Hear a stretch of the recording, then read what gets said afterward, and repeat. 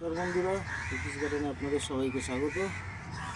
তো এটা হচ্ছে অ্যালাইসাম।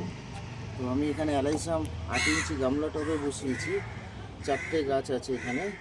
তো রেজাল্ট হচ্ছে এই গাছটাকে ছোটো অবস্থায় আমি সপ্তাহে একবার সর্ষের খোল, একবার ডিএপি এবং প্লেন জল, এখন ফুল ফোটার পরে সর্ষের খোলটা বন্ধ করে দিয়েছি, দিয়ে একটা যে কোনো ব্যালেন্স এনপিকে সপ্তাহে একবার করে দিচ্ছি।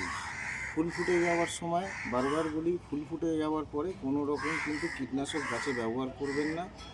আরও বুশি হবে, আরও বড় হবে, ফুল দিতে থাকবে। এরপরে একটা সময় আসবে যখন এই যে সবুজ অংশগুলো দেখছেন আর দেখতে পারবেন না, ফুল এতটাই হবে।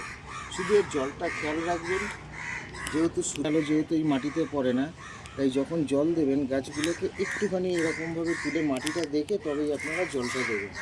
জল বেশি হয়ে গেলে এই সমস্ত সূক্ষ্ম গাছ গোড়া পচে যাবে এবং গাছ মরে যাবে। ভিডিওটি ভালো লাগলে সঙ্গে থাকবেন।